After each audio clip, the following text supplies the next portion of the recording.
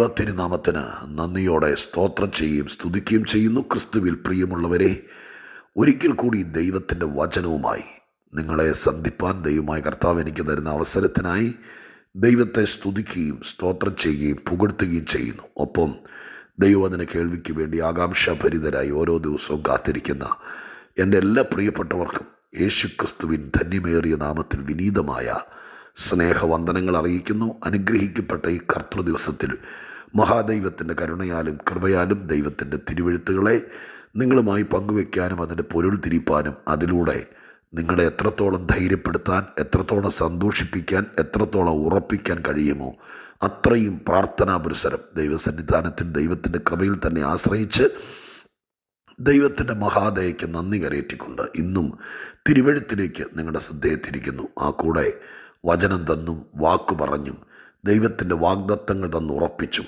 നമ്മെ സഹായിക്കുന്ന നമ്മുടെ രക്ഷിതാവും കർത്താവുമായ ദൈവത്തിന് ഒരുപാട് സ്തുതിയും സ്തോത്രവും പുകഴ്ചയും മഹത്വവും കരയേറ്റിക്കൊണ്ട് ഇന്നത്തെ ചിന്തയ്ക്ക് ആധാരമായിരിക്കുന്ന വാക്യം നെഹമ്യാവിൻ്റെ പുസ്തകത്തിൽ നിന്നാണ്. നെഹമ്യാവിൻ്റെ പുസ്തകം 8-ാം അധ്യായം അതിൻ്റെ 12-ാമത്തെ വാക്യം ഞാൻ നിങ്ങളെ വായിച്ച് കേൾപ്പിക്കാം. 8-ാം അധ്യായം 12-ാമത്തെ വാക്യം, നെഹമ്യാവിൻ്റെ പുസ്തകം. തങ്ങളോട് പറഞ്ഞ വചനം ബോധ്യമായതുകൊണ്ട് ജനമെല്ലാം പോയി തിന്നുകയും കുടിക്കുകയും പകർച്ച കൊടുത്തയക്കുകയും അത്യന്തം സന്തോഷിക്കുകയും ചെയ്തു. ഒന്നുകൂടെ ആവർത്തിക്കാം. തങ്ങളോട് പറഞ്ഞ വചനം ബോധ്യമായതുകൊണ്ട് ജനമെല്ലാം പോയി തിന്നുകയും കുടിക്കുകയും പകർച്ച കൊടുത്തയക്കുകയും അത്യന്തം സന്തോഷിക്കുകയും ചെയ്തു. ഭൂമിയിൽ വെച്ച് മനുഷ്യന് സന്തോഷിപ്പാൻ എന്തെങ്കിലുമൊക്കെ വക വേണം. വെറുതെ ഇരിക്കുന്ന മനുഷ്യനോട് സന്തോഷിച്ചോ എന്ന് പറയുന്നത് കൊണ്ട് അർത്ഥമില്ല. ഫിലിപ്പിയ ലേഖനത്തിൽ ധന്യനായ പൗലോസ് അപ്പോസ്തലൻ ഫിലിപ്പിയ സഭയോടും ലോകവ്യാപകമായ ദൈവമക്കളോടും ആവർത്തിച്ച് പറയുന്നൊരു വാക്കാണ് ക്രിസ്തുവിൽ സന്തോഷിപ്പിരുന്ന് ഞാൻ വീണ്ടും പറയുന്നു. വേദപുസ്തകത്തിൻ്റെ എഴുത്തുകാർ, ദൈവത്തിൻ്റെ പരിശുദ്ധാത്മാവ് തിരുവെഴുത്തിലൂടെ മനുഷ്യനോട് ദുഃഖിച്ചു, കരഞ്ഞു, വിലപിച്ചു, അലമുറയിട്ടു എന്ന് അധികം ഭാഗത്ത് പറഞ്ഞിട്ടില്ല. ഒറ്റപ്പെട്ട ഏതൊക്കെയോ സ്ഥലത്ത് ചില പ്രത്യേക സന്ദർഭങ്ങളിൽ കരയാനും അനുദപിക്കാനും ദുഃഖിക്കാനും ഒക്കെ ആവശ്യപ്പെട്ടിട്ടുണ്ട്. പക്ഷേ വിശുദ്ധ ബൈബിൾ മനുഷ്യനോട് പറയുന്നത് തലകുനിച്ച് നമ്രമുഖിയായി, ദുഃഖിതനായി, വിലപിക്കുന്നവനായി, കരയുന്നവനായി ഏതെങ്കിലും മൂലയിൽ ഒതുങ്ങിക്കോ എന്നല്ല ദൈവത്തിന് മനുഷ്യനോട് പറയാനുള്ളത്. ദൈവവചനത്തിന് പറയാനുള്ളത് സന്തോഷിപ്പീൻ. അതേ കാര്യം തന്നെ ഞാൻ വീണ്ടും പറയുന്നു, സന്തോഷിപ്പീൻ എന്നൊരു ആഹ്വാനം ഉയരത്തിൽ നിന്ന് മനുഷ്യകുലത്തിൻ്റെ നടുവിൽ മുഴങ്ങുമ്പോൾ മനുഷ്യൻ തിരിച്ചൊരു ചോദ്യം ചോദിക്കാൻ ന്യായമുണ്ട്. എന്ത് കണ്ടിട്ടാണ് സന്തോഷിക്കുന്നത്? സന്തോഷിക്കാൻ ഒരു കാരണം വേണ്ടേ? ചുമ്മാ ഇരുന്ന് സന്തോഷിച്ചോ എന്ന് പറഞ്ഞാൽ എങ്ങനെ സന്തോഷിക്കാൻ പറ്റും? അതെ, നിശ്ചയമായും സന്തോഷിപ്പാൻ മുഖാന്തരങ്ങൾ ഉണ്ടാകണം, സന്തോഷിപ്പാൻ കാരണങ്ങൾ ഉണ്ടാകണം. ഞാൻ വേദപുസ്തകത്തിൽ അനേക വാക്യങ്ങൾ അടിവരയിട്ടിട്ടുണ്ട്. ഏതൊക്കെ കാര്യത്തിൽ, ആരിലൊക്കെ, ഏതൊക്കെ സമയത്ത് എങ്ങനെയൊക്കെ സന്തോഷിക്കണം എന്ന് ബൈബിളിൽ ഞാൻ കണ്ട പല വാക്യങ്ങളുണ്ട്. അത് 8-10 മിനിറ്റ് കൊണ്ട് രത്നച്ചുരുക്കമായി പറഞ്ഞു തീർക്കാൻ പറ്റാത്തതുകൊണ്ട്, ഒരു നീണ്ട പ്രസംഗത്തിൻ്റെ വകയുള്ളത് കൊണ്ട് ഏതെങ്കിലും ഒരു സമയത്ത് ഏതെങ്കിലും ഒരു മീഡിയയിലൂടെ നിങ്ങളെ കേൾപ്പിക്കാൻ സന്ദർഭമുണ്ടാകട്ടെ എന്ന് ആശിക്കുകയും പ്രാർത്ഥിക്കുകയും ചെയ്യുന്നു. എന്നാൽ വായിച്ച ഈ വാക്യത്തോട് ബന്ധപ്പെട്ട് നമുക്ക് ചില കാര്യങ്ങൾ ചിന്തിക്കാം. ഈ വാക്യത്തിനകത്ത് സന്തോഷിപ്പാൻ ആവശ്യപ്പെടുന്നത്, അല്ലെങ്കിൽ സന്തോഷിച്ചു എന്ന് പറയുന്നത് വെറുതെ ആൾക്കൂട്ടത്തിനിടയിലല്ല, കരഘോഷം കൊണ്ടല്ല. ഇവിടെ സന്തോഷിപ്പാൻ ഒരു കാരണം എഴുതിയിരിക്കുന്നത് ഇങ്ങനെയാണ്. ആ വാക്യത്തിൽ പറയുന്നു, തങ്ങളോട് പറഞ്ഞ വചനം ബോധ്യമായതുകൊണ്ട്. വചനം ബോധ്യമായാൽ സന്തോഷിക്കാം, സന്തോഷിച്ചിരിക്കും. അയ്യോ, അങ്ങനെ തന്നെയാണ്. കയ്യിൽ കാശില്ലെങ്കിലും, ജീവിതത്തിൽ ഇച്ചിരി കഷ്ടങ്ങൾ നേരിട്ടാലും, ശരീരം നേരെ നിൽക്കാൻ അനുകൂലമല്ലെങ്കിലും, പ്രതിസന്ധികൾ പലതും പ്രശ്നമുണ്ടാക്കുമ്പോഴും, ദൈവവചനം ബോധ്യപ്പെടുമ്പോഴൊക്കെ ഭക്തന്മാർ സന്തോഷിച്ചിട്ടുണ്ട്. ഉപദ്രവിക്കപ്പെട്ടപ്പോൾ, കഷ്ടതയേറി വന്നപ്പോൾ, ഒറ്റപ്പെടുത്തലുകൾ സംഭവിച്ചപ്പോൾ, ഉത്തരം കിട്ടാത്ത ചോദ്യങ്ങൾ നമ്മുടെ മുമ്പിൽ വന്ന് നിന്നപ്പോൾ, പരിഹാസികളും നിന്ദിക്കപ്പെടുന്നവരുമായി തീർന്നപ്പോൾ, കള്ളക്കേസും പ്രശ്നങ്ങളുമായി മുമ്പോട്ടുള്ള യാത്രയെ തടയാൻ സാത്താൻ ചില വൻകിട ശക്തികളെ എഴുന്നേൽപ്പിച്ചപ്പോൾ, അവിടെയൊക്കെ ഈശ്വരവിശ്വാസികൾ അഥവാ ദൈവവിശ്വാസികളായ ഭക്തജനങ്ങൾ സന്തോഷിച്ചത് ഞാൻ തിരുവെഴുത്തിൽ കണ്ടിട്ടുണ്ട്. ആ സാക്ഷികളെയും ഇന്നത്തെ സന്ദേശത്തിൽ നിങ്ങളുടെ മുമ്പിലെത്തിക്കാൻ ഞാൻ ശ്രമിക്കുന്നില്ല. ആ കാര്യങ്ങൾ മാറ്റിവെക്കുകയാണ്. ഇവിടെ പറഞ്ഞിരിക്കുന്ന വാക്യം മാത്രം ഞാൻ നിങ്ങളുടെ ശ്രദ്ധയിൽ കൊണ്ടുവരുന്നു. വചനം ബോധ്യപ്പെട്ടപ്പോൾ അവർ തിന്നു കുടിച്ചു സന്തോഷിച്ചു, മറ്റുള്ളവർക്ക് പകർച്ച കൊടുത്തയച്ചു. അഥവാ അവരുടെ ആ മൂടങ്ങ് മാറ്റി, അന്തരീക്ഷം മാറ്റി, അവരുടെ ജീവിതത്തിനിടയിലുണ്ടായിരുന്ന മൂകത മാറ്റിക്കളഞ്ഞു. ദൈവത്തിന് സ്തോത്രം ചെയ്യുക. നിങ്ങൾക്ക് വിശ്വസിക്കാൻ കഴിയുന്നുണ്ടോ? നിങ്ങൾക്ക് അനുഭവമുണ്ടോ? നിങ്ങൾ എപ്പോഴെങ്കിലും ഈ വാക്യത്തോട് കൂറു പുലർത്തി ഒരു ആമീൻ പറയാൻ യോഗ്യത പ്രാപിച്ചിട്ടുണ്ടോ? തീവ്ര ദുഃഖത്തോടെ, തീവ്ര ഭാരത്തോടെ, ഒരു വല്ലാത്ത മൂഡിൽ സ്തോത്രം പറയാൻ പോലും നിവൃത്തിയില്ലാതെ പോയിരിക്കുമ്പോൾ ദൈവത്തിൻ്റെ പരിശുദ്ധാത്മാവ് നിങ്ങളുടെ മനസ്സറിഞ്ഞ്, നിങ്ങളുടെ ഹൃദയമറിഞ്ഞ് പ്രഭാഷകനെ അല്ലെങ്കിൽ വചന ശുശ്രൂഷകനെ മറ്റു തര കാര്യങ്ങളിൽ നിന്ന് മാറ്റിയിട്ട് നിങ്ങൾക്ക് വേണ്ടി മാത്രം എഴുതി വച്ചിരിക്കുന്ന ഒരു കത്ത് വായിക്കുന്നത് പോലെ ദൈവത്തിൻ്റെ വചന വ്യാഖ്യാനങ്ങൾ നടത്തിയപ്പോൾ നിങ്ങൾ ദുഃഖം മറന്ന് സന്തോഷിച്ച ദിവസം ഓർക്കുന്നുണ്ടോ? കണ്ണ് നിറഞ്ഞൊഴുകിയത് ഓർക്കുന്നുണ്ടോ?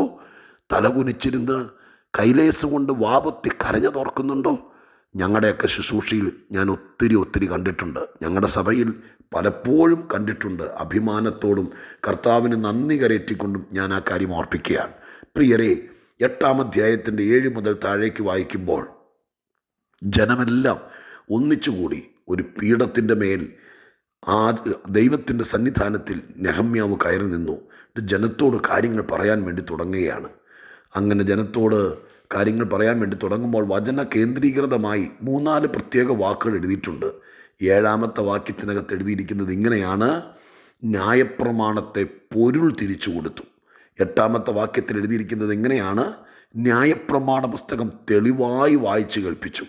ആ വാക്യത്തിൽ വീണ്ടും തുടരുന്നത് ഇങ്ങനെയാണ്: അവർ ഗ്രഹിക്കാൻ തക്കവണ്ണം അർത്ഥം പറഞ്ഞു കൊടുത്തു. അപ്പോൾ 3 കാര്യങ്ങൾ 7, 8 വാക്യത്തിലും ഒരു കാര്യം 12-ാം വാക്യത്തിലും, അങ്ങനെ 4 പ്രധാനപ്പെട്ട കാര്യങ്ങൾ വചനത്തോട് ബന്ധപ്പെട്ട് ഈ ഭാഗത്ത് കാണുന്നു. ഒന്നുകൂടെ ആവർത്തിക്കട്ടെ. 1, വചനത്തിൻ്റെ പൊരുൾ തിരിക്കുക. വചനത്തിൽ എന്തോ പൊരുൾ തിരിയാനുണ്ട്. 2, വചനം തെളിവായി വായിച്ച് കേൾപ്പിക്കുക. തെളിവായി, സ്ഫുടമായി, സ്പഷ്ടമായി. ദൈവവചനമൊക്കെ വായിക്കുന്ന എൻ്റെ പൊന്നു ദൈവമക്കളെ, മൂക്കും കൊണ്ട് വായിക്കുകയല്ല. ഇതൊക്കെ ഒരു ആത്മാർത്ഥതയാണ്. ഇതൊക്കെ ഒരു പാറ്റേണാണ്. വചനം വായിക്കുമ്പോൾ ഞാൻ എപ്പോൾ വായിച്ചാലും സ്ഫുടമായും ശബ്ദമുയർത്തിയും സാധാരണ ലെവലിൽ നിന്ന് ഒരു പടി ഉയർന്നാണ് എപ്പോഴും വചനം വായിക്കുന്നത്. ഇനിയാണെങ്കിലും നിങ്ങൾ ശ്രദ്ധിച്ചു, ഇതൊന്നും എനിക്കാരും പറഞ്ഞു തന്നതല്ല, പരിശുദ്ധാത്മാവിനാൽ എനിക്ക് ദൈവം തന്ന മഹാകൃപയാണ്. ഞാൻ നിങ്ങളോടും പറയാം, ദൈവവചനമൊക്കെ വായിക്കുമ്പോൾ സ്ഫുടമായി, സ്പഷ്ടമായി, ബാക്കി ഏത് വർത്തമാനം പറയുന്നതിനേക്കാൾ വളരെ മാന്യമായി ദൈവത്തിൻ്റെ വചനം വായിക്കണം. അതുകൊണ്ട് തെളിവായി വായിച്ചു എന്ന് എഴുതിയിരിക്കുന്നത്. അടുത്തത്, വായിച്ചത് ഗ്രഹിപ്പാൻ തക്കവണ്ണം അർത്ഥം പറഞ്ഞു കൊടുത്തു.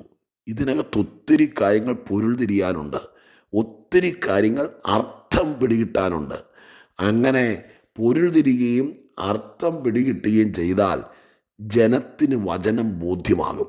ഞാൻ വചനം ശുശ്രൂഷിക്കുമ്പോഴൊക്കെ ആത്മസാന്നിധ്യം ഇറങ്ങി വരും. ജനങ്ങൾ കൈയടിക്കാറുണ്ട്, സ്തോത്രം പറയാറുണ്ട്, ഞാനും ഒച്ചയൊക്കെ വയ്ക്കാറുണ്ട്. പക്ഷേ ഞാൻ കൂടുതലും ശ്രദ്ധിക്കും, ദൈവത്തിൻ്റെ വചനം ജനത്തിന് ബോധ്യമാകണം.